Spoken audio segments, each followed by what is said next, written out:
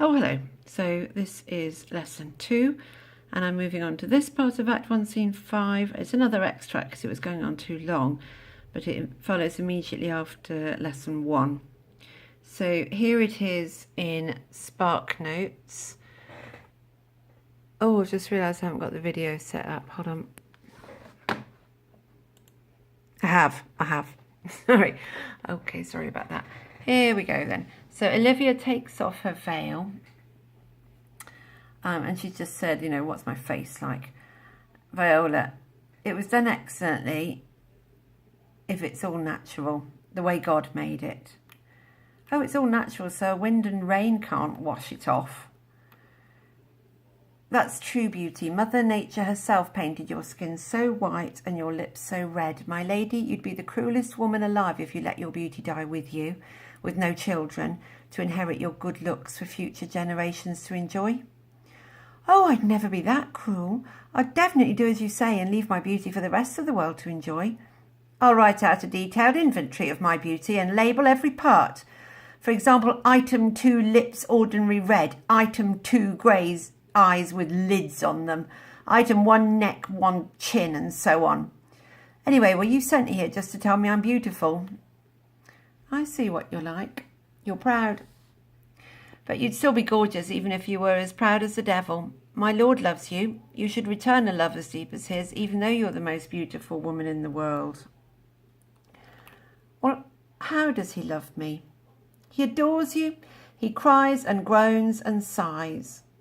Your Lord knows what I think. I can't love him. I'm sure he's a very nice man. I know he's noble, rich, young, and with a fine reputation.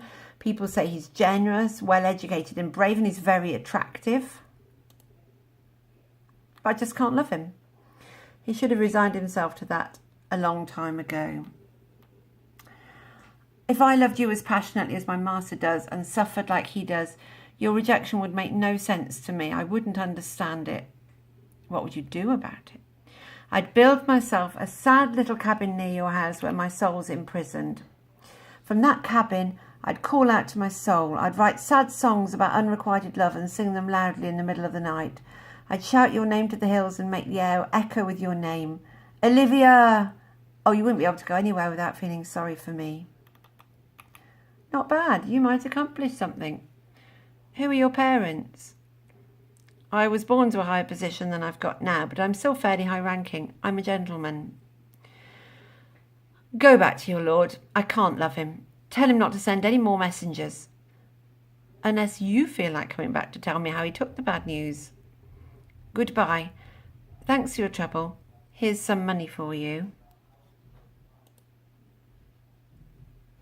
I'm not a paid messenger, my lady. Keep your money.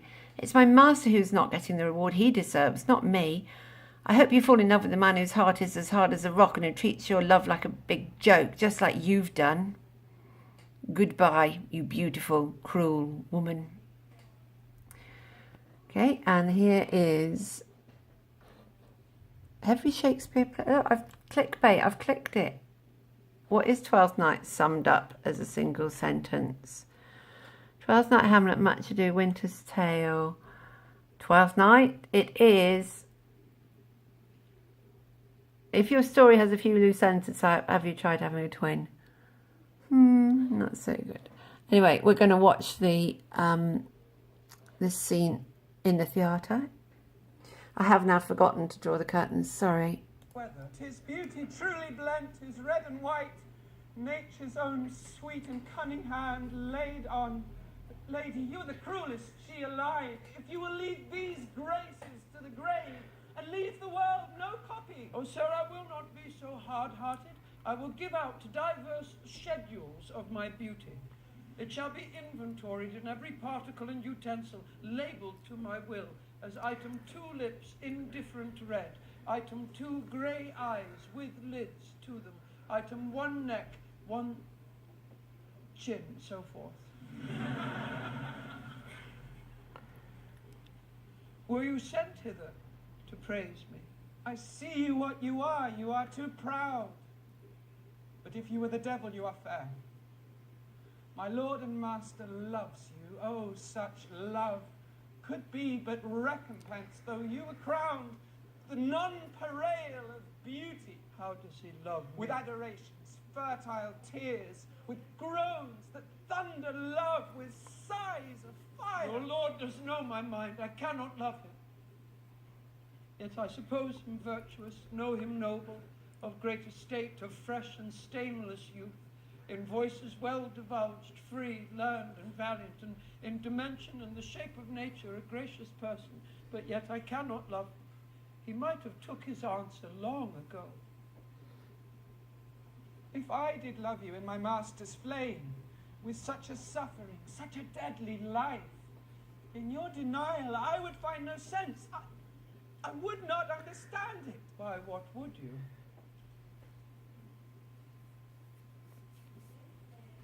Make me a willow cabin at your gate, and call upon my soul within the house. Write loyal cantons of contemned love, and sing them loud, even in the dead of night.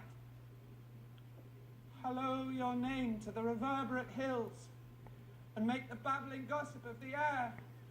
Cry out, Olivia, oh, you should not rest between the elements of air and earth, but you should pity me. You might do much. What is your parentage? Above my fortunes, yet my state is well. I am a gentleman. Get you to your lord. I cannot love him. Let him send no more. Unless, perchance, you come to me again. to tell me how he takes it.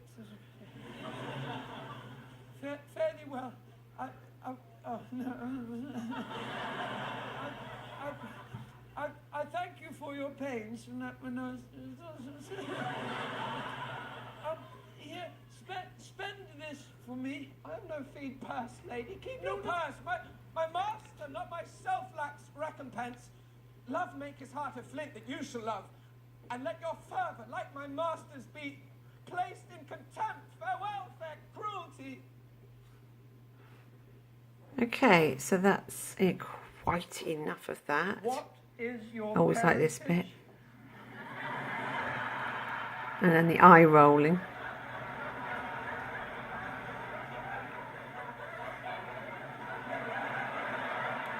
Okay, so now moving on to how would we plan this one? So it's the same scene as before, so it's going to be pretty similar. I'm going to say it will be prepared for it in the same way about the shipwreck and knowing that Olivia Orsino sent Cesario, who's actually a woman. The development of Olivia, the gender, I think this all still works. A love triangle. I think I'm going to say more about the satirising of romantic. What the hell does that say? Anyone know? Of romantic something or other. Sorry. So satirising romance and romantic poetry, because there's even more romantic poetry in that bit. So that'll come up. Okay. And then the comedy, yes, we're still in love triangle. We're still in gender. Not so much verbal sparring. I might say we're romantic language and that sort of thing. And then dramatic methods, I have the irony is the main one of the situation and the confusion. Those are the main ones I want to say. Other than that, it's going to be the poetry of what they're speaking, but my main dramatic methods are certainly the irony of knowing that they're both women. And yeah, that's it. Okay, well done.